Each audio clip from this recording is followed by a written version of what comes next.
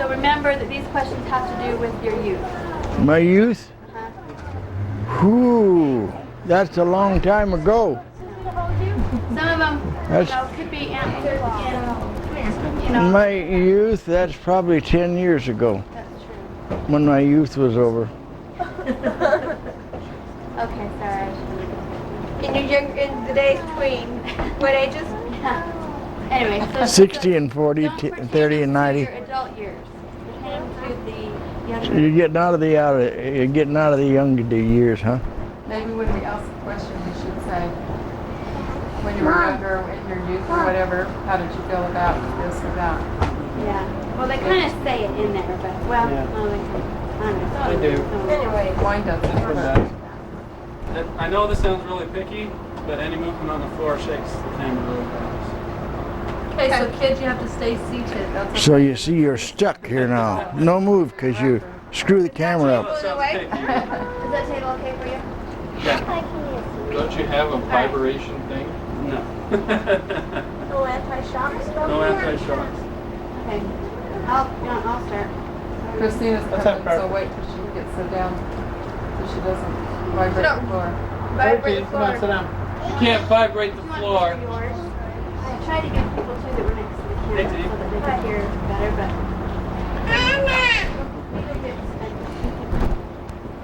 Sit right Are your friends gone? Thank goodness. Boy, it does vibrate, doesn't it? Every time somebody walks, this planet shakes. It's got the St. Vitus dance. Not much. Lynn, when you say prayer, we'll start. Yes, sir. Okay. Well, sure, Steve. Yeah, prayer. Our Father in heaven, we're grateful this evening to be gathered here together as family to learn more about Grandpa's history and about the things that he's done in his life. We're grateful for this beautiful day, for the nice weather that we have, and ask that it please be with us for this evening, that we'll be able to learn more about Grandpa. We're grateful for all that we have, and we say these things in the last son, Jesus Christ. Amen.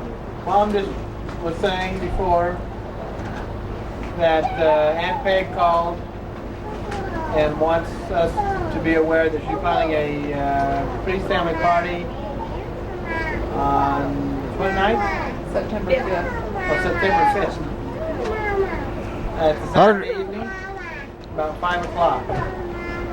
That ought to be. We ought to for one, go and back that up for 1 year, especially with Peg. And I think she's figuring on trying to sell that home.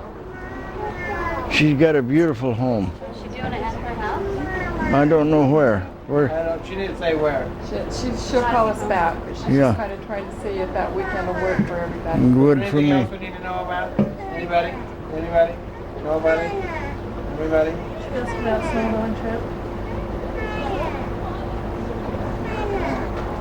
Huh? We were just, I know we talked before about going on a snowmobiling trip, if anybody wants to, Whose car's that out there? now. So if you think you want to. I say, whose car's that out What there? kind of trip? Snowmobile Kathy? in January. I say, whose car's that out there? Yellowstone. Gosh, I'd be in for something like I that. don't know, would you? Some Yeah. of the kids from there That'd be fun. Oh, they've been here, huh? It's about Between 800 and 900 a couple. Per Peter said. $900? Yeah, That's for your lodging, your snowmobiles, all your gear, suits, How many days? 2 days of dinner, snowmobiling. 2 days and snowmobiling and 3 nights lodging. That's per person? No, per couple. About. That's what it was. $450 a piece, huh? That's about what it was last time we went. That was 2 years ago. So, but we need to know now, kind of, because Amory's going to call tomorrow. Here, do you want a drink of that? Well, I'm gonna call Go them all the ahead. information and get the Have a exact big price. swig. Because they'll want a partial, Have another swig. like they want a Give him a swig if he wants one. for anybody who wants to go. We got to maybe You don't want a swig? now. Oh, all right. You, We didn't do that. you and I will have it then, won't we? Something out of, I'll just set it right there. Daniels Canyon and go up in there. Where's that? Down by Heber, down north or south of Heber. South of Duncan.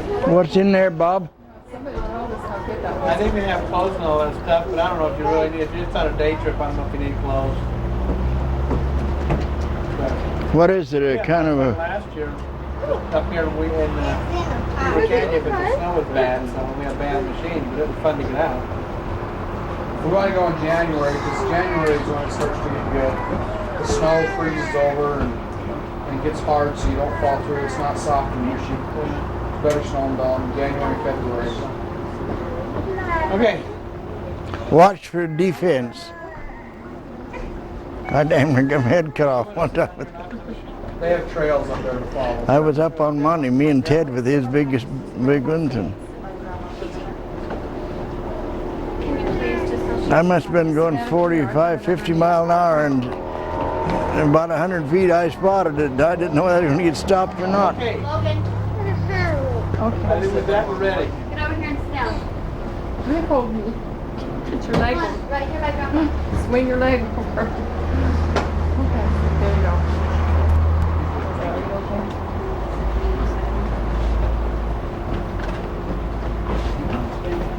Come on, we're waiting for you.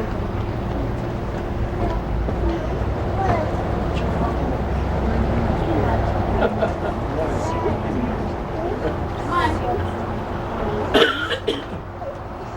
Want me now? Come on. Oh, sorry. Thank you. Okay, team. What? Go ahead, you got the question. Okay, my Real loud. question says, tell about some of your neighbors as some of your neighbors as a child. Well, we didn't have any real. The only neighbors we had that was real close was Hadley's and Peterson family. Lon Hadley and the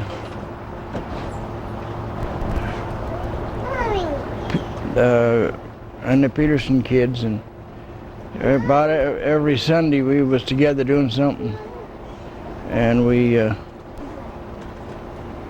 didn't have television. We didn't have the only thing that we had, and we used to go down to my grandpa's and listen to it, was a phonograph when I was a little kid, and we used to love to go down and listen to that. But as far as kids were concerned, it was fairly limited. There was Greens and Hadleys and Petersons and most of those old folks are gone now. There was kids when we were kids, and I often think about what my dad said one time. He said, you know, all my friends are gone. All the people I grew up with and lived with are gone. Well, all the kids basically pretty near is gone. For instance, Vivian Peterson is in the poorhouse, and Mel is dead. You name them, all those kids. Marv Hadley, Lonzo Hadley. The only one that left of the Hadley family is Dorothy Hadley, and they were the neighbors to the west. Old Lon Hadley's kids. Marv's dead. Lonzo's dead. All the Petersons except Vivian is dead now, and those are all kids we grew up with. Elsie's still alive. She lives down Salt Lake, but those kids that we used to spend time with and be with on Sundays, and we in those days when we were kids started to go into church, we didn't have an automobile to go in. I remember when Jim and I started going to church, we had to throw an old blanket over the horse's back and pile on the horse and ride to church and tie it up to the post and go to church. And while we was growing up, the kids, Dad in the wintertime furnished us a horse and a sleigh to go with. And then when there wasn't any snow, we had a two-wheel cart that would seat two people down in front and two up on the seat, and one would have to stand up in the middle. 5 of us could ride in that. And it was a two-wheel cart with a spring seat on it. And you had to mind your cues because there was no fenders on it. It had big wheels. And we used to go to school on that and tie the horse up and have to hook the bugger up every time we'd go anywhere. But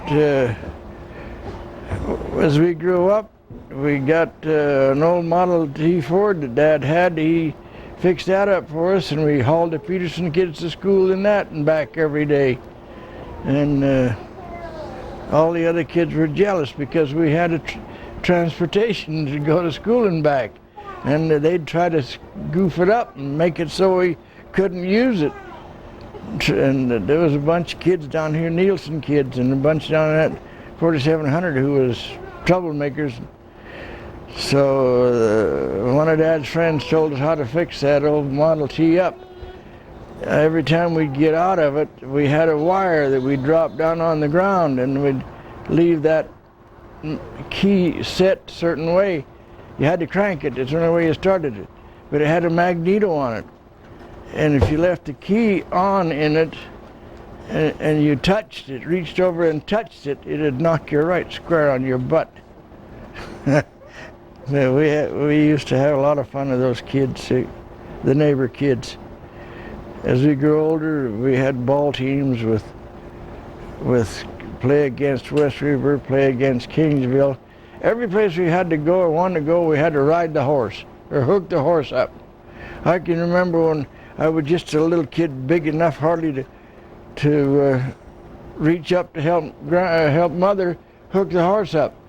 Boy, she could hook a horse up to a buggy quicker than you could get in a car and out almost. She just knew how to do that. Well, she taught us kids, and that's one reason I guess we all like horses.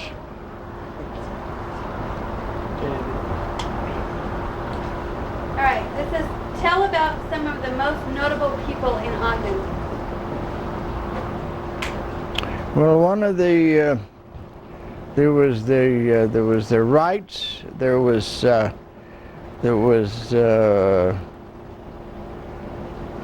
Rasmussen's. They owned a grain company. Wright had a Wright store that was there for many years. They were well known. There was the Eccles. There was the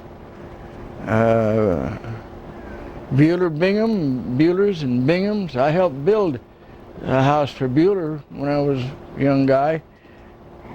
Worked in the brickwork and helped build Bueller's house. But they were good people, but there's something that they did that we're living with now, and it's too bad.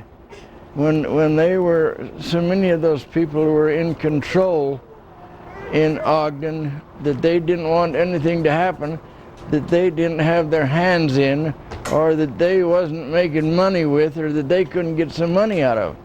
And there was a circle of them, about 20 different families that controlled Ogden and stopped the progress that it should have had and would have had, and it had been on possibly as good or better than Salt Lake, because it was at that time a central train station, but they controlled everything and stopped all the progress that might have happened in Ogden and hurt us today. But all those old families, there was Gus Wright. I'll never forget him, and there was a big Wright store on the corner. When Melvin and I got married, we worked for him. The first year we were married, worked in. Was it a grocery store or a department? And there was the Safeway store. That was the only grocery store in Ogden. No, there was two. There was Pickett's store. I worked for Safeway when I was 15 years old. Used to have to get up there the best way I could, and it got a little older, so we could drive the car. I could drive the old Model T up there and work. But I remember all those old families. They were maneuvering type families. If they couldn't have a big piece of the pie, they wanted to throw the pie out the window. And that's the way they were. Okay. Do you remember any special feelings you had as a child? Fear, fantasies, etc.? Describe your favorite your favorite outfit as a youngster or as a youth. Now, talking about favorite outfits, In those days, you kind of wore what everybody else's families or type of clothes that everybody else's families wore. And I remember the first outfit I had, it had white socks up above my knees. The pants hit me just below the knees. And it had a jacket with white trim around here. And it had a suit, a little suit that I wore. That's the first one I remember. And we had button shoes. And I used to hate them because it'd take you 15 minutes to button your shoes. We used to have a button hook, button those things up. That's the first outfits that I remember. And then as we got older,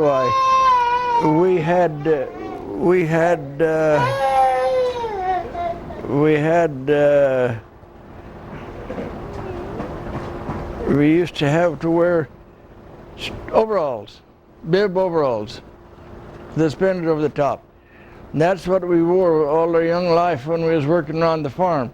And I remember those things had patches on the butt, patches on the knees, patches wherever. And Mother used to patch them things for us.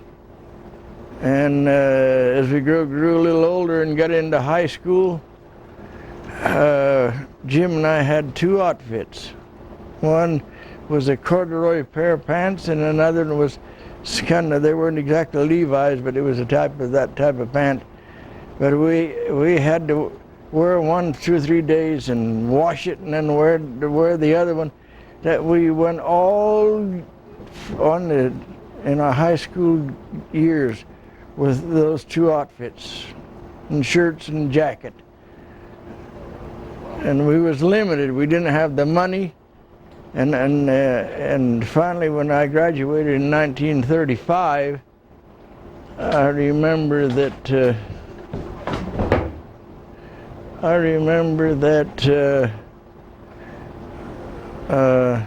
things began to open up a little bit and change. But we just didn't have the money. We had the food, plenty of food, all the food you could eat. But clothes, we were lucky to have any kind of good clothes to wear. When Jim and I graduated from high school, we'd got into a little money. We'd been working that summer, and we bought 2 suits. One a tweed suit, each one of us a tweed suit. I bought a black suit with red stripes in it. Jim bought a red suit with black stripes in it. And boy, we was the talk of that graduation dance that night. And I was going with Melba at that time. I'd started in my 2nd year of high school going with Melba. Melba and I went together 3 years before we were married. And boy, when we got into those fancy suits, mucky mucks, everybody at school, mucky mucks, you think you're smart. Well, like I told them, I worked my butt off to get these. Did you have black hats to go with those? And we had shoes, Oxfords with spats. They call it a spat that you put on they went over your shoes, and they buckled up on the side. And we had the last year we bought overcoats to go with them. They'd been working all summer, working for the neighbors, and got a little money. You remember the picture that shows you was about, I would guess, probably a year and a half, maybe no more than a year and a half old. It's a year in a dress. I remember that suit. I remember having to wear those short pants with long socks. And at certain times you'd have to run a thing up here, like the women wear, to hold the damn stupid socks up.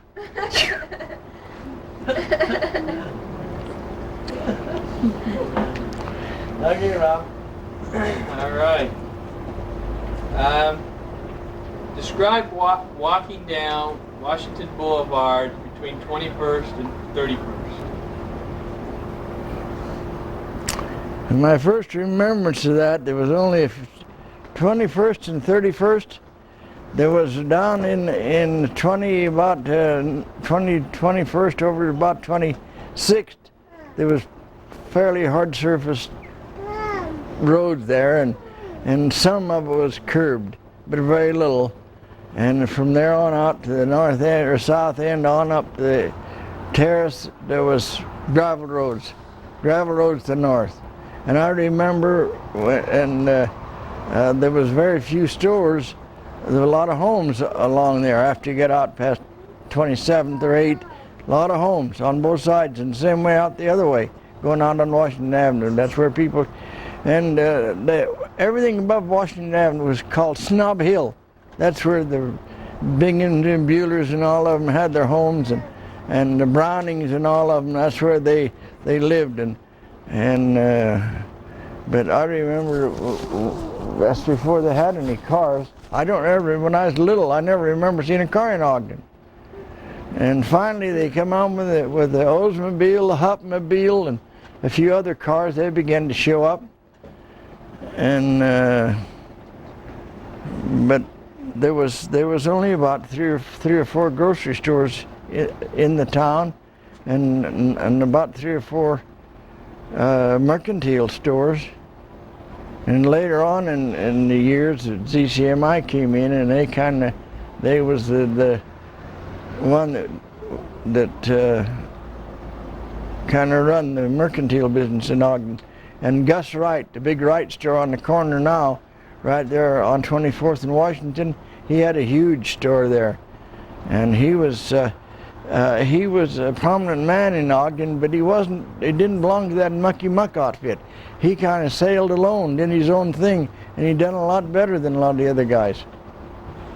A lot of guys liked that store. And they have a bridge over the river there on 17th or whatever it is, about what, probably 19th. Yeah, that bridge, they built that early. Before, there was a smaller bridge, a lower bridge, different type bridge. And down on Wall Avenue, where Wall is, they had a different kind of a different there. I don't remember exactly where that river goes now, but I know that the bridges weren't that good going across the river. Out by Riverdale, they probably had another one there too, but nothing like going out 33rd Street. That I remember that being all sand and dirt until you got clear down into town, and then it was gravel down there. And I remember everything out where the railroad is now was all celery farms. The Dutchmans grew celery and cabbage and everything there. A lot of that was all beautiful vegetable ground, and the railroad took it over, and all that Newgate Mall and all that. But there was some beautiful vegetable gardens. And out on the other side of Ogden, down from the bridge on west and north, there was some nice vegetable farms there. There was a Japanese guy who used to grow all kind of vegetables, and he'd peddle them. And I remember that as I was a kid, they had there was an old it was Apollini Joe, they called him, and he had a cart, and he would, not a cart, but a horse and a wagon, and he'd go around and sell produce. He grew it out that way somewhere, but he made a living, and they said the old guy died a millionaire, and he'd think he was a tramp, an Italian guy. Did they produce enough they could pack it and sell it, ship it out, or just enough? No, just sold it in the town. Local, huh? But well, the Dutchmen down there, Buckways and those guys, yes, after they get a little older, they begin. But after the years got by, and the people that out here in this area, they used to grow a lot of potatoes and ship them. Wilmer J. Maw from Plain City used to buy potatoes and ship them back east, buy them for a song and sell them for a fortune back there. Crooked turkeys, and Stratford, George Stratford was the same way. He had that big. He did the business with that before he built his pits up there, and the railroad built a line in, and he made a lot of money snitching it from the farmers. 2 bits a 100. I remember. He was a wholesaler, huh? He bought from the bought from the farmers and sold back there, and that's where you get the money to buy all that ground and get so rich. But there isn't a rich man around that doesn't chip off the poor people or snitch from them or do something to get. That's what the old story was. A lot of that's changed now, but if they could get a monopoly, they did it in those days. Some kind of monopoly. But Washington Avenue, it grew pretty fast after about the 20s, 20, 21, 22 along, and then it began to grow. But it grew because those people wanted to keep the control, and certain families wanted to control it, and they did those things for their benefit, not for the people.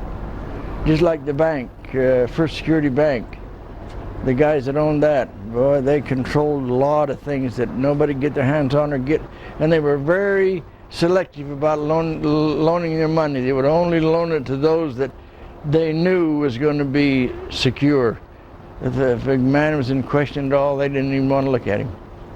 And that's the way Was 25th a pretty busy street too? that 25th Street was very busy. That's where the train depot was. And I can tell you a lot of stories about 25th that shouldn't be told here. And 25th was noted in Washington Avenue and 25th, between about 22nd and 27th, Washington Avenue was well known, and 25th Street was better known. There used to be a big dance hall called White City, and it would bring in thousands of people to go up there and dance. We used to go there every Wednesday and Saturday night. There was a dance there. That was a block, maybe a block and a half, or no more than that, east on 25th Street on the north side of the... Block. It wasn't even a full block. It was right in the middle of the block between Washington Avenue and Adams. Yeah. And up on the hill, a beautiful place. Called Ogden Avenue. And they used to have a lot of the name bands used to come there and play.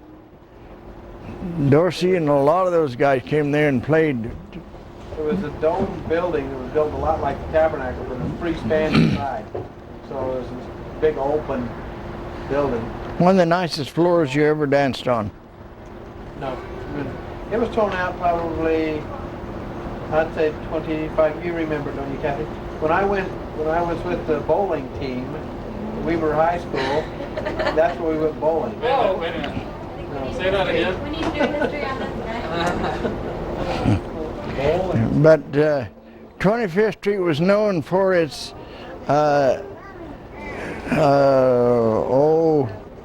there were a lot of things went on down 25th Street that weren't good things that happened, and it became noted for that. On Washington Avenue there was a grill and saloon right just before you get to 22nd Street on the west side that Al Capone was known to head out there for a while. And I knew about it at the time, but there was some downstairs apartments in that and places, and you couldn't get down there when you went in. We used to work there. I used to work there at a Safeway store real close on between 23rd and 24th, but that place, it was well known because of its ill-famed crap, and 25th Street was well known for that. Hey, Lynn. Hey, do you recall any special events which took place in this area while you were growing up, such as deaths, fires, accidents, illnesses, quarantines? Kind of. Well, when we was young, the only thing you had a way to get any news is by word of mouth. And if anything happened, one neighbor found it out, and they just enjoyed in spreading the news around the town.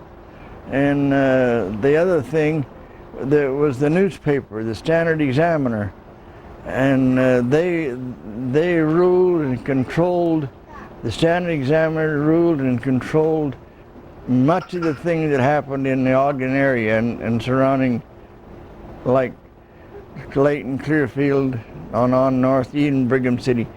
Their opinion, the people who did the writing for the Standard had a bad habit of favoring, like I said, those people that lived up on Snob Hill, the people that controlled Ogden, they would upplay them and downplay everything else. They was a favorite.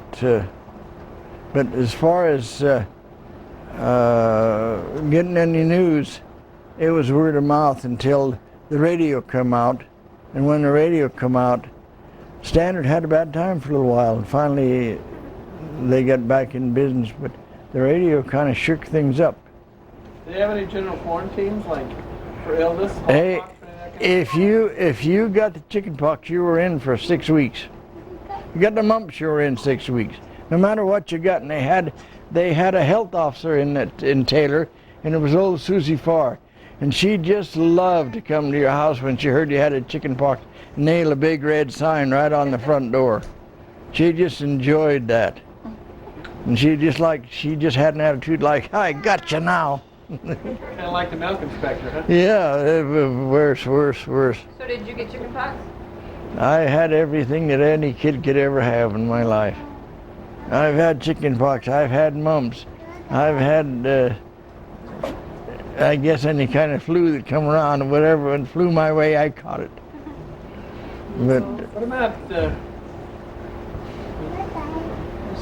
was just asking about measles. measles, I had the measles, the mumps, you name it. It wasn't a thing that our family didn't get. And if one of them brought it home, the whole bunch of us got it. It'd go through us all. So we'd be quarantined sometimes for 3 months before we'd get squared loose. what about during the war? Was there lights out kind of thing? You couldn't run lights? Never had any trouble with the electrical department. Had a lot of trouble with gas and gas stamps and food stamps and all that crap. But the nice part of it was us people who lived on the farm, we had a monopoly because we could raise most of the stuff we needed. But I remember during the Depression, the first part of the Depression, a lot of people, they used to have a place up here you could go up and get prunes and beans and all that stuff, and some people got so damn tired eating prunes. That's what a lot of that stuff that came out of California, that there was a surplus there: rice, beans, prunes, anything of that style, grain, different kinds of grain you could get. And I remember when I was just before I got into high school, and Dad was road supervisor, then he was Farm Bureau president, but they got the idea, that's just before the war started, they got the idea that we had too many cows, too many cattle. So they come around and they quarantined your place, and any cattle between a certain age, you had to kill them and dispose of them. Well, the war came along in about 2.5, 3 years, and they had a shortage of that stuff. So it tells you how stupid they are. So instead of providing some way of canning it or fixing it up, and when the war broke out, boy, I'll tell you, everything was rationed and everything was, and they come out with a little chip you had to use, or there are stamps you had to use, food stamps, tokens, and people got, I got some over there, get tokens and stamps. People got so sick of that crap they couldn't hardly stand it. They didn't make you turn your lights out for air raids or anything like that? No, out where we lived. Well, Hillfield built when they built that. I worked up there when they built the arsenal, and before they built Hillfield, or after I got married, I worked up there 3 or 4 winters. Down there froze to death up at Hillfield. And I'm telling you, that was the coldest place in the world, in those igloos. And but anyway, the war created a lot of problems, lots of problems. I was 19 and 40, 38, 39 and 40, I worked in mechanic business. And I worked for Wood Motor. And before that, I'd been working for the WPA, Work Project Administration. And I worked for Ogden City for about 3 years. I used to have a shop out on 17th, and I worked down in with a guy by the name of Charlie Wander, who was the blacksmith. And they hired me down there with the WPA and sent me down there to work with him. Well, I learned the blacksmith business and learned welding and all that stuff from that old guy. But every day of the world, that old guy would drink a fifth of whiskey, and he'd buy the best. He had a good job and was, but he lived to be around 80 something years old, and I don't know, he must have been pickled. But anyway,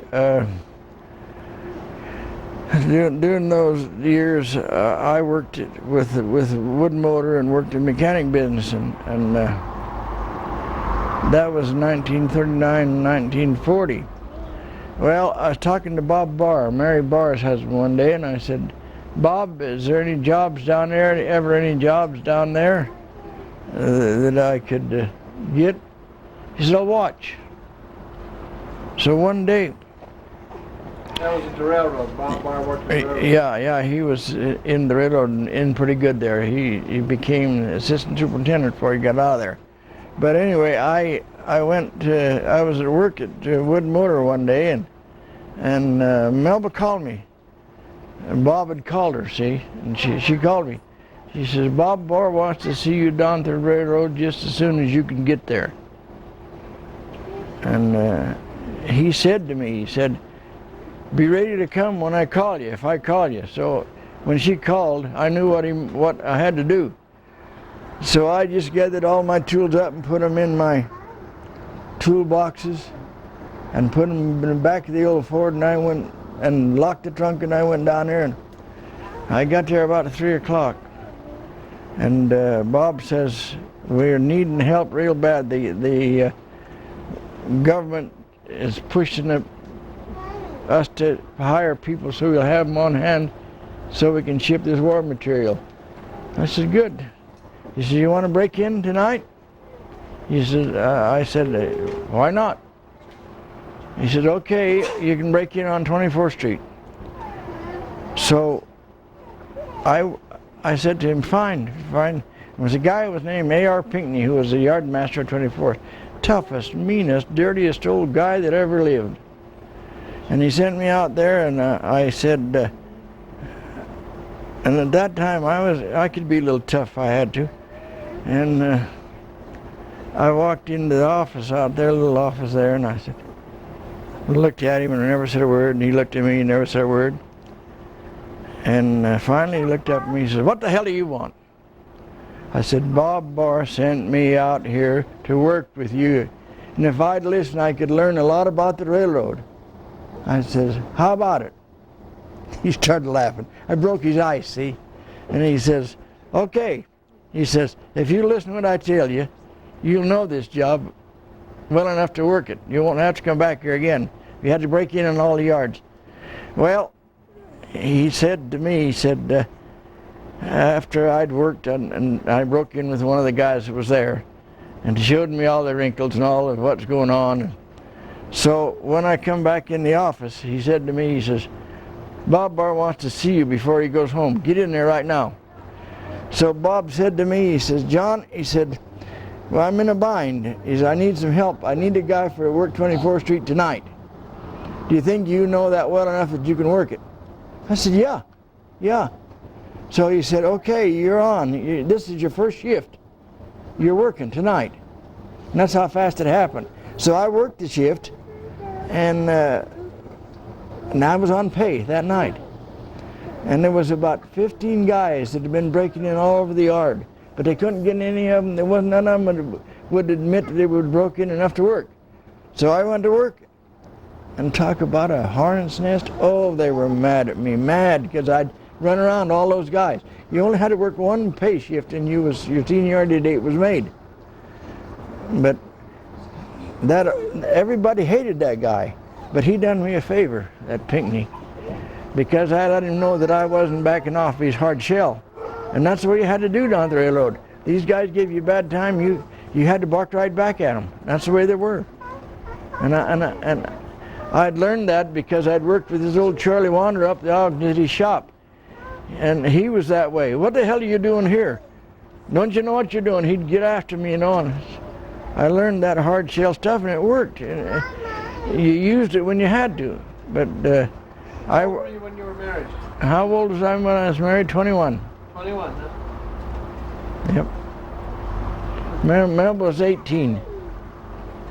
So was there any accidents on this railroad line between Austin They, and the lake? well, that happened later on in my life. That happened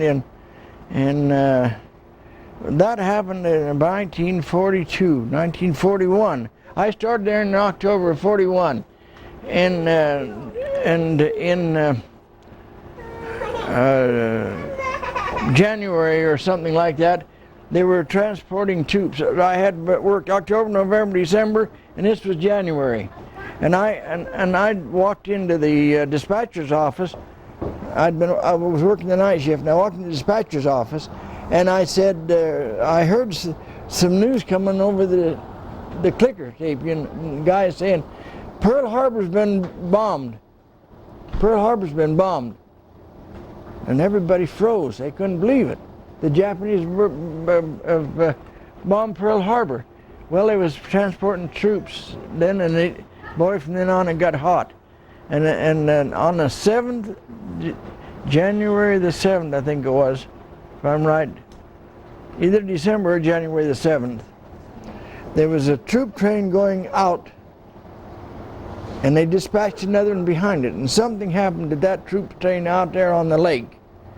Stopped for some reason, and this other troop train come in and banged right in the back of it, and it not camouflaged, but telescoped right into those cars, and it killed a lot of servicemen and a lot of other people. Killed them.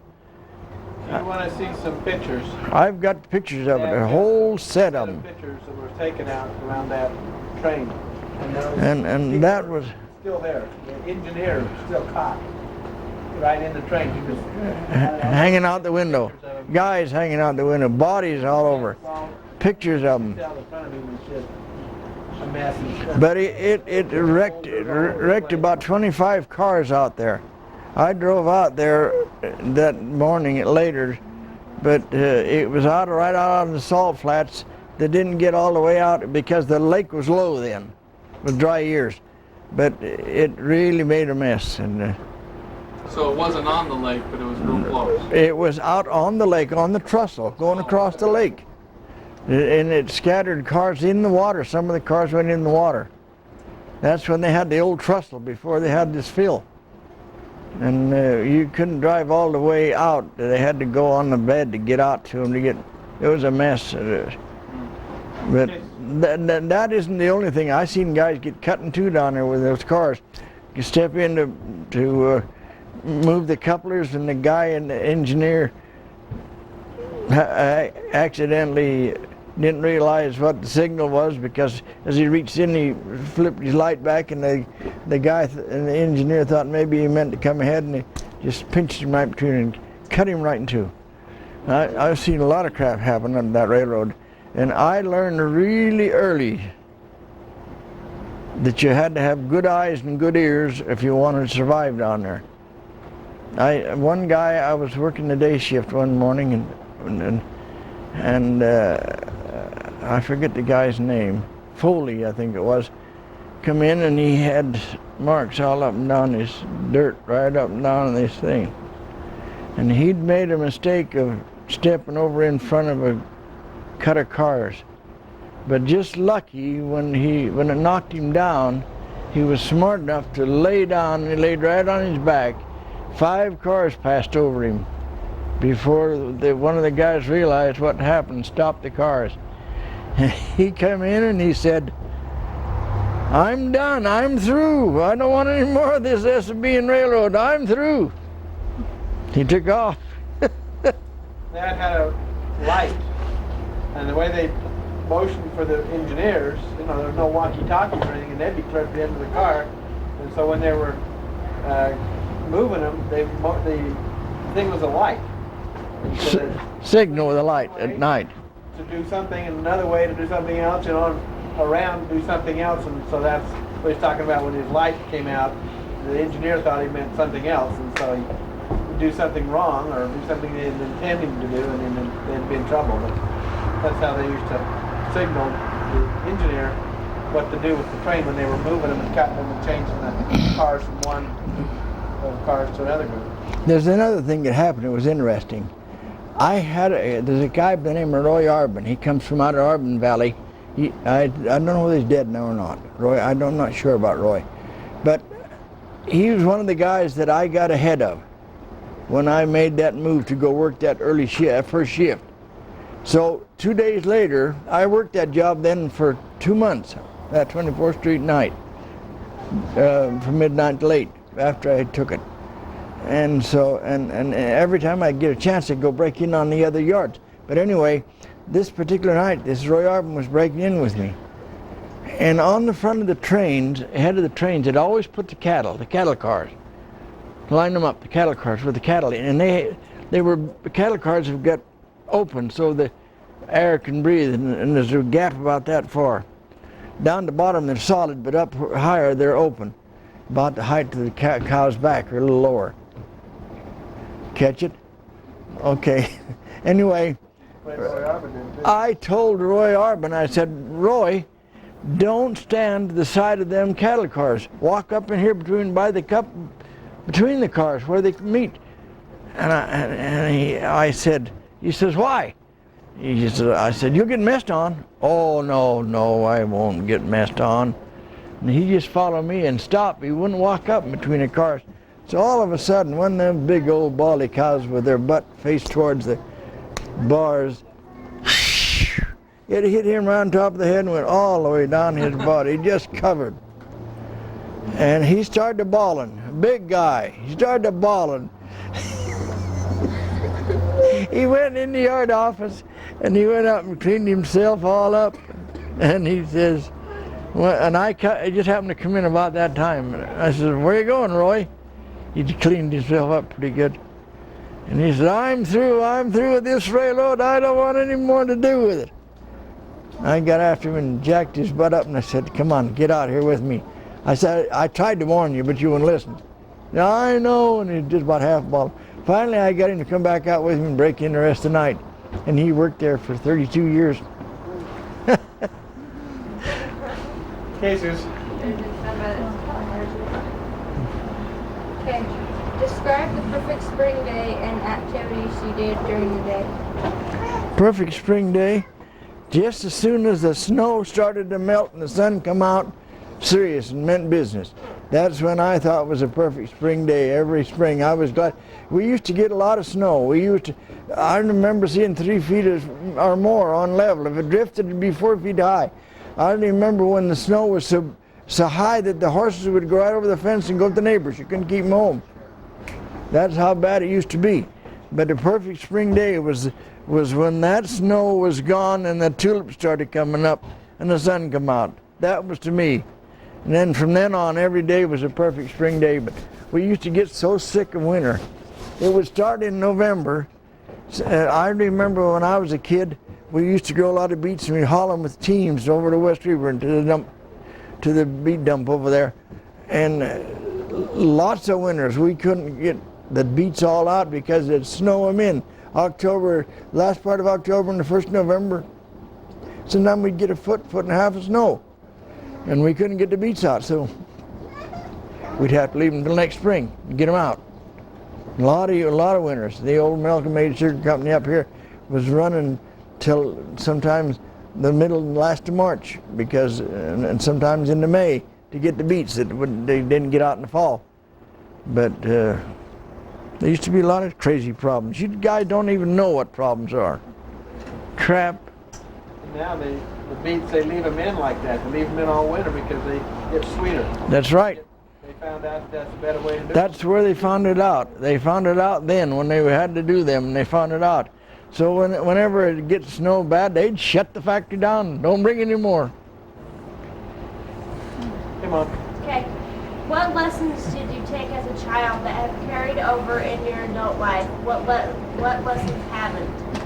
Like piano, violin, dance, guitar, whatever, not dance, but... Never had an opportunity to do much in music because we didn't have time. We was too busy trying to help, especially us older ones, trying to help to keep the family going, trying to help things going. What was the first part of that? Lessons that have carried over from your... Some of the best lessons I learned from my grandfather Favero and grandfather Daly and my own parents. And in those days, there wasn't a bunch of gibber-gobber going around. Whatever they told you, it had to be pretty well true, and you better listen, because if you didn't, you paid the price. And you learned at a young age to listen. You learned to do things the way they're supposed to be done. And yeah, I learned real young that if you wanted something done, you done it right so you wouldn't have to do it over again. Because many times I've seen people half-assed do things and have to do them over again. But that's one thing my dad said: if you're going to do something, do it right, then you won't have to do it over again. And my grandfather Favero, if he caught you doing things poorly, and he'd get you right by the ear and make you straighten up. Grandpa Daly, boy, he could bark at you real loud. When I was a little kid, when he started barking, you listened.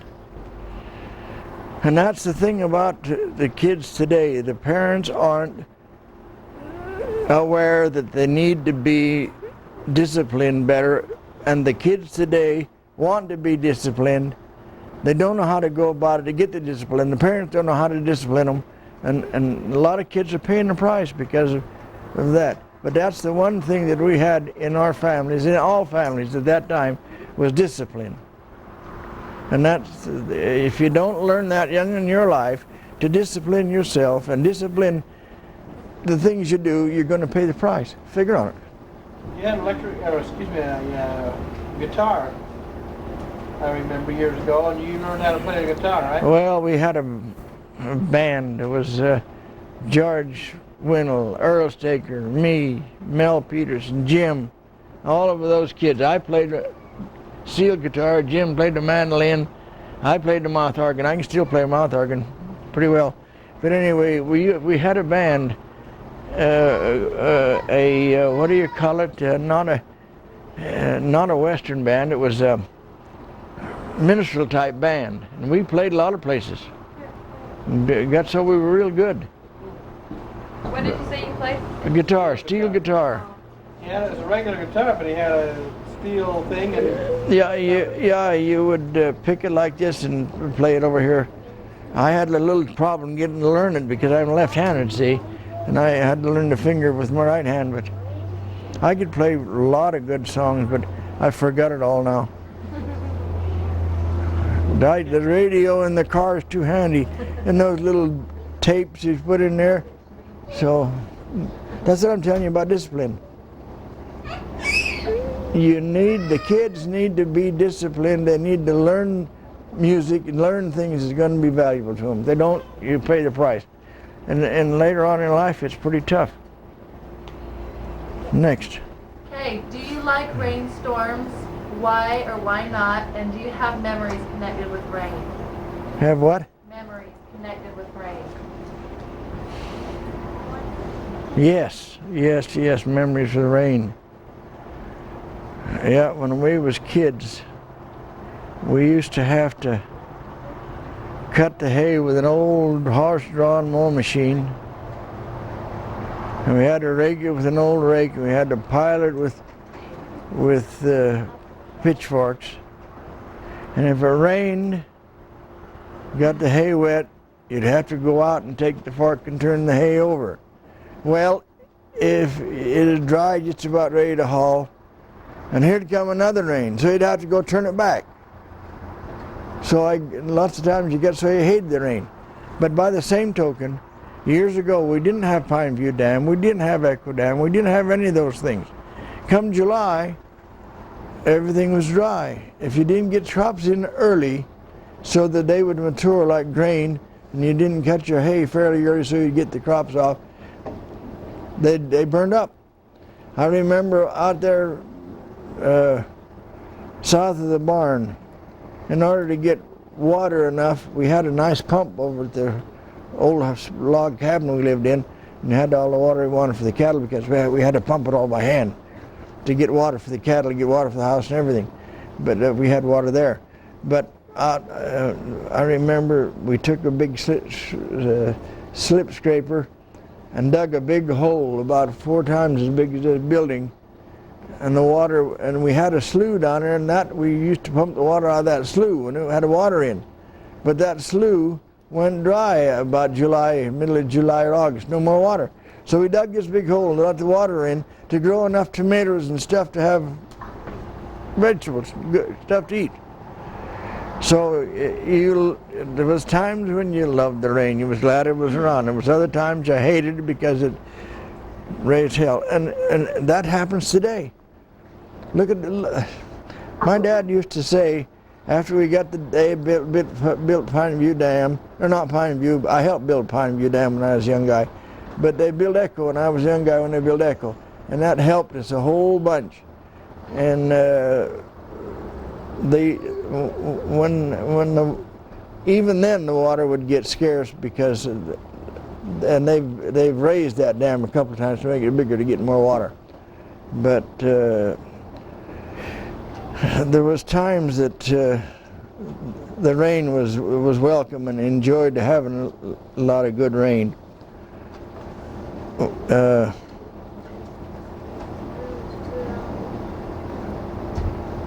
I remember that we used to grow a lot of hay, and we had a lot of cattle. We was milking about 24 head of cattle at one time, so we needed to grow all the hay we could grow.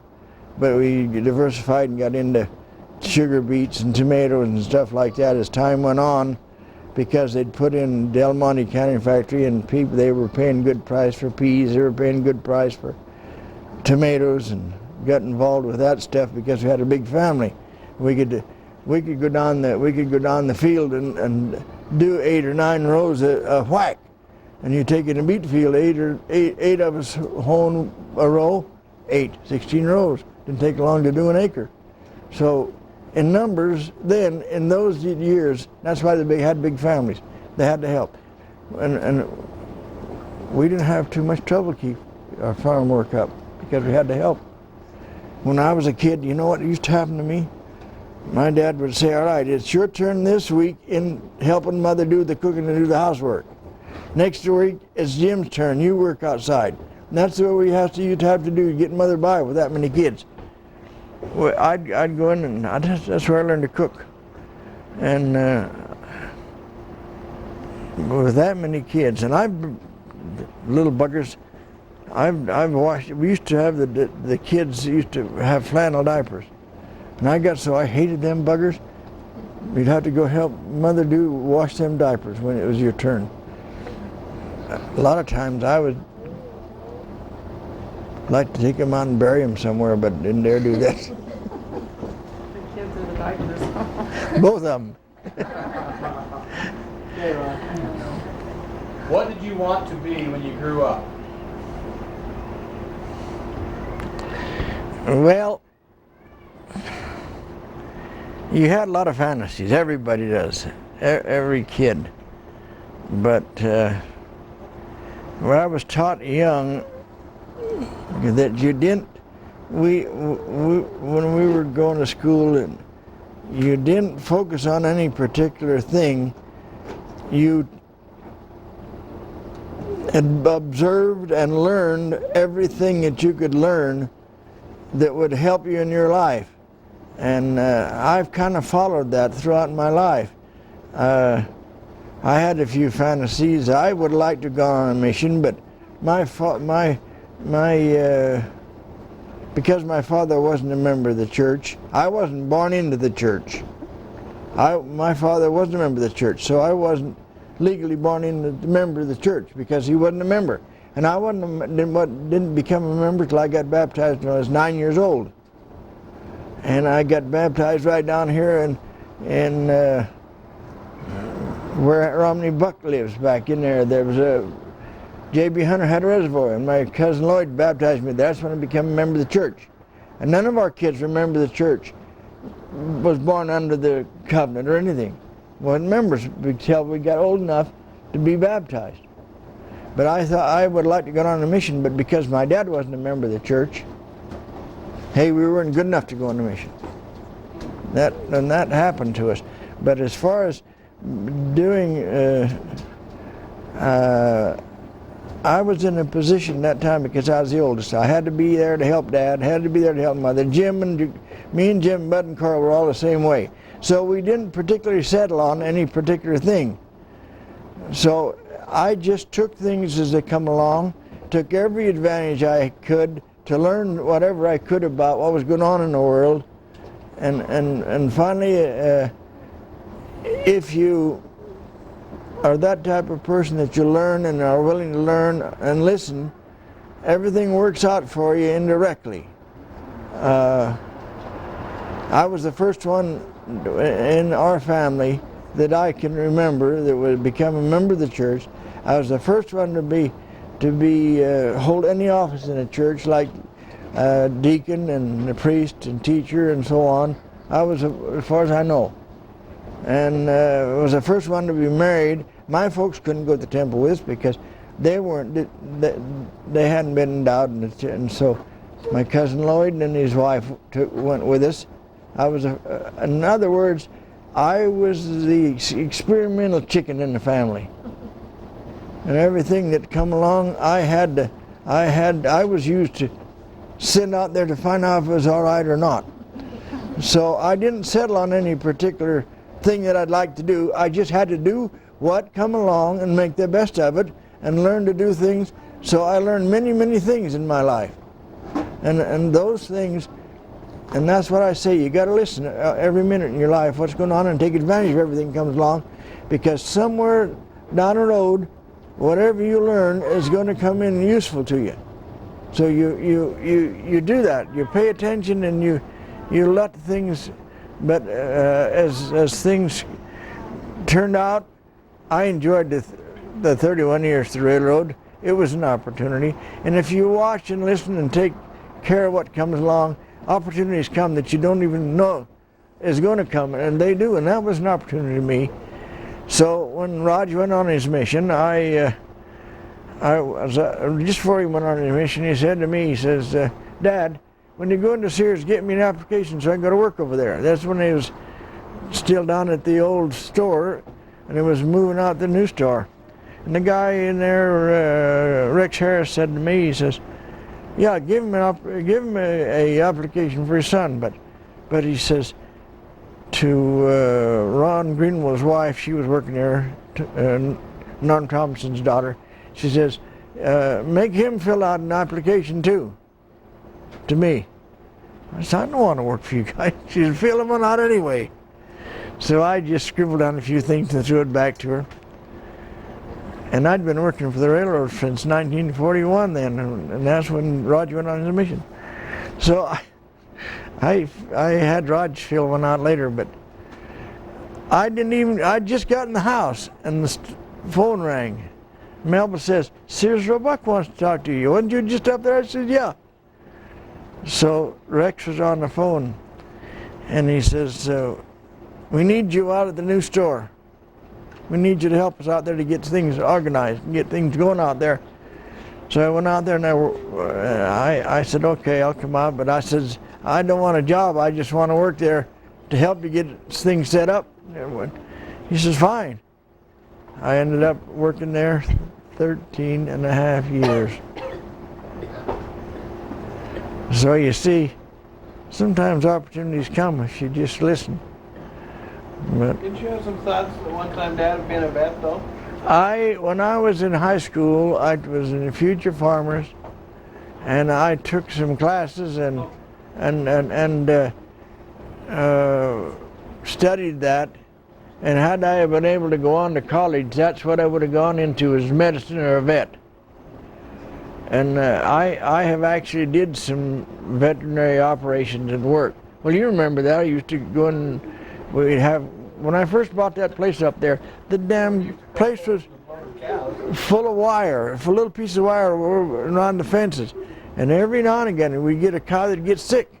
So I'd call the vet out, and he'd go in and open them up. Mincemer, remember him? Doc Mincemer would come out and he'd say, I'm getting tired of this job. He'd been out 3 or 4 times and operated on cows over the 2 or 3 years, a couple of years, and he says, I'm going to show you how to do this, and you can do it. What do you mean you're going to show me? So he showed me, and I'd watched him, he showed me how to do that operation. So remember that old black cow that we had was all black except under her belly and up at front, built like a wedge. She's one of my best cows. So I said to Giovanni, I said, she's got a wire. She wouldn't eat, and she started going down in her milk. So me and Giovanni got her in. But he showed me how to put the medicine to stabilize them. So we had her in a stanchion, and she was sitting there with her head down like this. So I got busy and opened her up back in here, and I reached in and pulled all the feed out I could get. There's a little, well, you seen these crochet thing that they crocheted little rings, and you crochet in the middle. Okay, he showed me how to build one of them that he used. He'd go in and open this up, turn that thing sideways and put it inside, and it would make a thing so the manure wouldn't, and the hay wouldn't get in the where you was operating. And you could get all that hay out. You had to get all the hay out, and you'd go down in there and you reach in there with your arm and find the wire. And I pulled out, well, you remember we had pieces of chisel, pieces of inner tube, all kind of crap that I pulled out of them cows. And I think if that box is still around there in that old place, there's still a box of that stuff that we had a box about that long that I kept all that stuff in. But this old cow, I'd found a bunch of stuff and she was still grunting and hurting.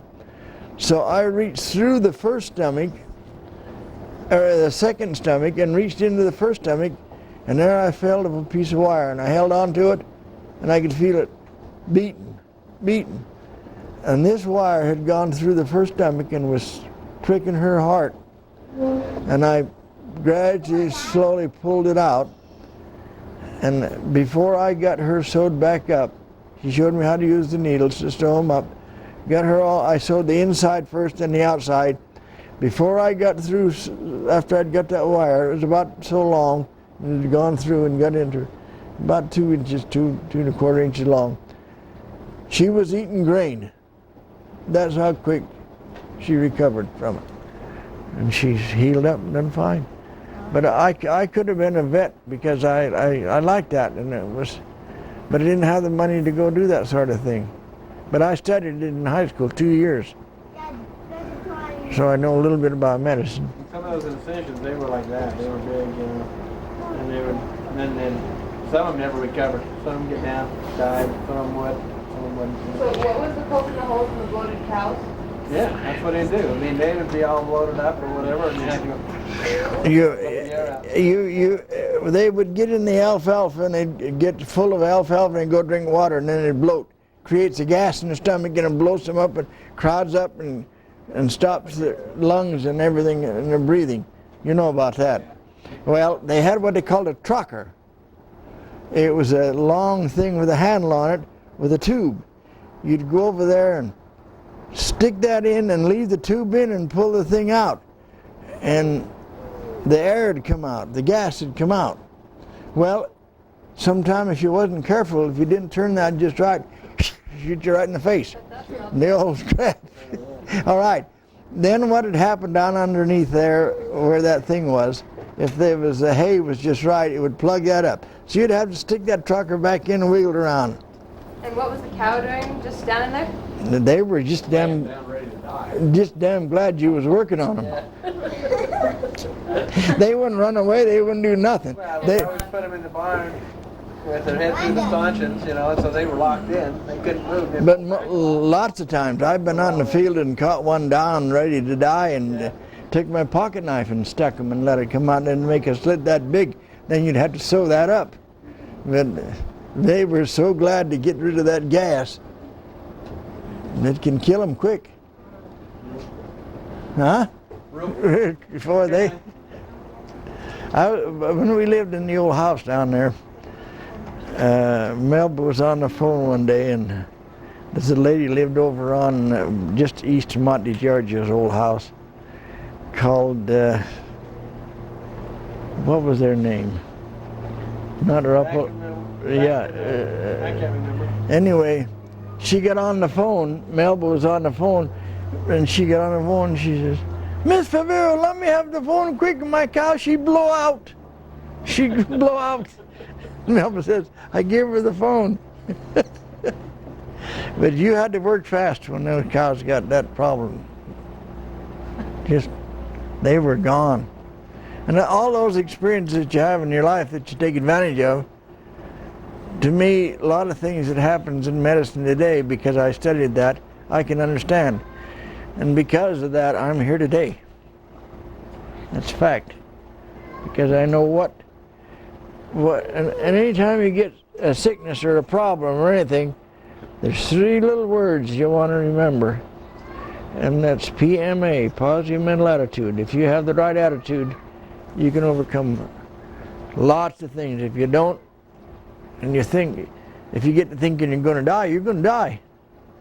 If you think you're going to come out of it, you will. That's the way life is. Hey, while we're talking about doctors and medicine and whatever, as a youth, how did you feel about dentists? About dentists? And why? Yeah. Dentists is it's a good thing. There's a lot of things happen in dentistry. When you go back and study a little bit about dentistry, back in George Washington's day, he lost his teeth. He had a set of wooden teeth made. Wooden made out of wood so he could eat. Hey, you'll do anything if you lose your teeth to get something to eat. Well, dentistry has come a long ways. Dentistry is good, but yet it's not good because of the exorbitant prices they charge. What about when you were young, though? What kind of dentistry did they do? And If you, did it hurt? They had the honkiest type medicine, and it wouldn't affect you wouldn't kill the pain that good. I can remember when I had old Dr. Dunkey pull a couple of teeth out of me, I thought, you old son of a bugger, you'll never get me back in here again. But I remember that they it wasn't that good, but as the years come along and things developed, but dentistry has come a long ways. The teeth they make now for people, and I feel this way about dentistry, and I don't think Giovanni will ever go into it, and that's implants. For the simple reason that after your teeth are taken out and your jawbone is there, you put an implant in where you've lost 1 or 2 teeth, and that will work.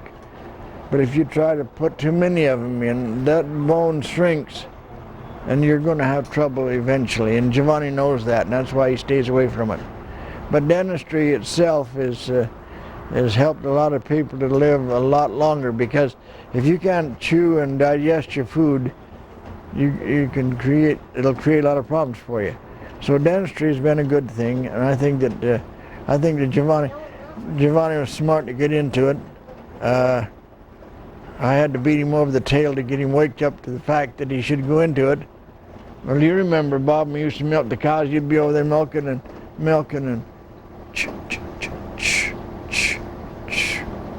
hey, wake up. And he'd be next kind of me, sitting on the stool, and I'd wake him up. And I used to talk to him about dentistry. I'd say, hey, I said, now look, you want to be here all your life milking these cows and doing this crap? I said, look at this guy. And I named a bunch of people that he knew. I said, look, they're living on Easy Street. And I pounded that into him day after day when he was milking those cows, wake him up. And finally got him to thinking. And you see where he is today. And Raj, we got him into school, and he done pretty good. I couldn't get Bob to go to college. He went to come home from his mission, and he thought he could make it on his own. Well, he's done all right, so what? But Giovanni has a set of hands that won't quit. And it was a good field for him to go into. It fit him pretty well, because he has a touch and an ability to do that work. Paul had that touch, but there's a possibility for you guys that goes way back. Our posterity coming out of Italy, that is where most of the early medicine came from, was Italy and Germany and Greece. And we have that in the Italian people, you have that background, and I don't know why more of our kids don't go into something like that, because it's a natural ability. And they should be into something like that.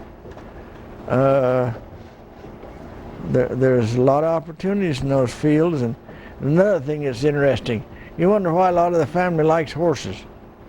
Well, stop to think. The Romans had some of the nicest chariots and chariot horses, and when they used to fight those wars, when they run the Greeks and the Romans, all the Middle East, they controlled that because of their ability with horses and chariots and stuff. Iraq and Iran and all those places was all manned by the Greeks and the Romans. Well, at the time of Christ, who crucified Christ? The Romans, because the Jews said he's no good, and if you want to get along with us, you got to help us get rid of this guy. And that's what happened. Okay, I think we've gone through that set, huh? All right. I only tell you what I know. A lot of things I don't know. You know a lot. Some of them have to be. Okay. You want to go in, Kathy, to have your... Oh, somebody have two? I did. You want another one? No, I think it's getting late. These buggers gonna run us out of here. What was it? I might can swoop it up. What do you got? What was your favorite animal? Favorite animal? Well, I like all animals. I enjoy animals, but the favorite animals are the domesticated animals. I enjoy the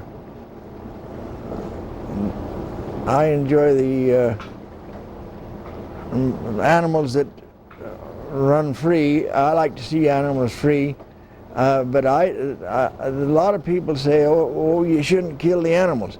But go back and remember, the Lord said that we should be dominant over those animals, those wild animals, and they should be there to help man to do what?